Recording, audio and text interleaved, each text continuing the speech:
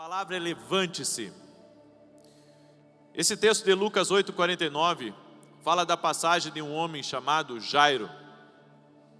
Jairo era o principal da sinagoga, um homem poderoso, um homem influente. Na verdade, ele era um dos líderes de uma religião que governava em um país inteiro. Então ele era uma pessoa muito importante, era uma pessoa respeitada. E eu fico imaginando Jairo, quando estava na companhia dos seus amigos, quando fazia seus almoços ou suas jantas com pessoas da sua mesma fraternidade. Ele possivelmente tenha ouvido muitas histórias sobre Jesus. Talvez ele foi um dos críticos de Jesus, nós não sabemos. Mas a história de quem era Jesus, de como ele se movia, do que ele estava fazendo, era conhecida de todos. Só que Jairo, ele estava enfrentando um problema muito sério. Sua filhinha estava doente e ninguém sabia o que ela tinha. Não se tinha os recursos que se tem hoje na medicina. E possivelmente Jairo deve ter procurado os melhores médicos da região. Talvez tenha dado vários chás para ela melhorar e nada funcionou. E você sabe que diz que a pior dor que existe é quando tocam num filho seu. Diz que a pior dor que existe para uma pessoa é quando toca num filho. Porque espiritualmente falando há uma conexão entre filhos e pais e filhos. Existe uma conexão muito poderosa. Então é importante você perceber, querido, que Jairo estava desesperado. E a Bíblia diz que ele foi até Jesus pedir ajuda. E eu quero discorrer de algumas coisas com você, do que ocorreu nesse trajeto. A Bíblia diz que Jairo estava indo. Quando estava chegando próximo da casa, chega alguém com uma notícia: Jairo, tua filha morreu. Não adianta mais. Você foi buscar recurso em Jesus, mas não deu. Vai lá consolar tua mulher, está todo mundo chorando. Ela partiu, Jairo. Eu fico imaginando a reação de um pai. Na verdade, eu não quero nem imaginar a reação de uma mãe que perde uma filha, a reação de um pai que perde um filho. E aqui eu chego a uma conclusão: quando a dor nos encontra, ela pode nos mudar positivamente ou negativamente. Algumas pessoas, quando elas estão sofrendo, elas se voltam para Deus. Agora, há outras que quando estão sofrendo, elas se rebelam contra Deus.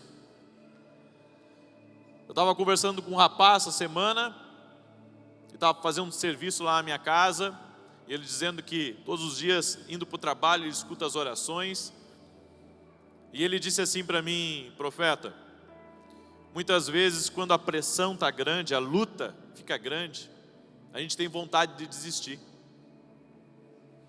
Porque cada um reage à dor de uma forma.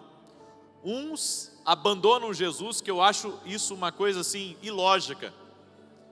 Porque se ele tem a saúde, se ele tem a solução, por que agora se afastar dele nesse momento de dor, de luta? E outros, quando estão passando por um momento de dor, se aproximam de Jesus. E ainda tem outros que não se dobram também. Então tem uma terceira classe aí também. E a minha pergunta para você é: o quanto as dores da vida fizeram você mudar? O quanto as dores da vida fizeram você, sabe, de alguma forma, ser uma pessoa dura de coração, com a casca grossa? Eu tive que orar a Deus para algumas coisas que me aconteceram. Eu não consegui tirar, sabe como se tira uma uma roupa do corpo. Não foi da noite para o dia. E algumas coisas, ainda que eu tenha dito, eu perdoo, eu demorei para perdoar algumas coisas. Porque a dor, ela machuca a gente. E a dor, ela pode tornar a gente insensível. A dor, ela pode endurecer o teu coração. A dor pode fazer você uma pessoa incrédula. Porque você, sabe, está sempre na defensiva. Diante de pessoas que são o tipo de pessoas que já lhe machucaram. E tudo isso tem que ser gerenciado dentro de nós. Então, quando a dor nos encontra, ela vai sempre tentar nos mudar. Deus ajude que você esteja tão conectado em Deus, que a dor, ela mude você para melhor e não para pior.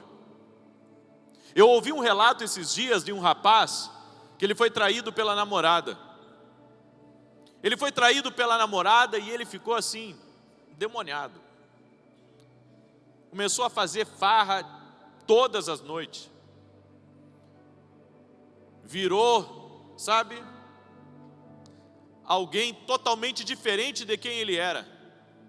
Aí quando ele viu que aquilo não estava preenchendo aquela dor, de ter sido traído pela namorada, de ter terminado um relacionamento que ele pensou que ia ir para o casamento, ele parou um pouco e pensou, o que eu estou fazendo na minha vida? Eu nunca fui assim.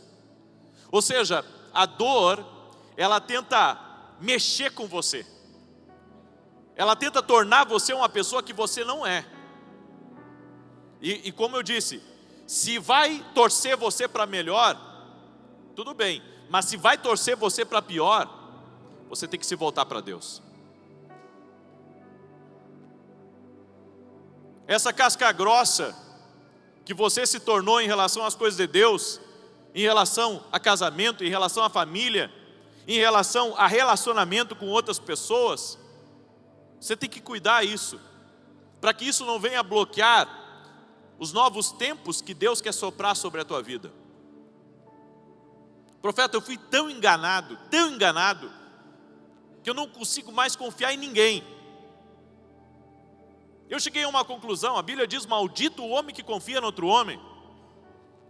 Só que é impossível você crescer sem confiar em algumas pessoas. Você sabia disso? É impossível você avançar sem você confiar em algumas pessoas. Isso é uma coisa que eu quero que você entenda. É impossível você chegar a novos níveis na vida sem confiar em alguns. Não, mas eu não confio em ninguém. Então você não vai crescer mais. Porque para crescer você tem que confiar em alguém. Eu quero que você diga isso para a pessoa que está ao seu lado. Aqueles que querem ser bem-sucedidos vão ter que aprender a confiar em alguém.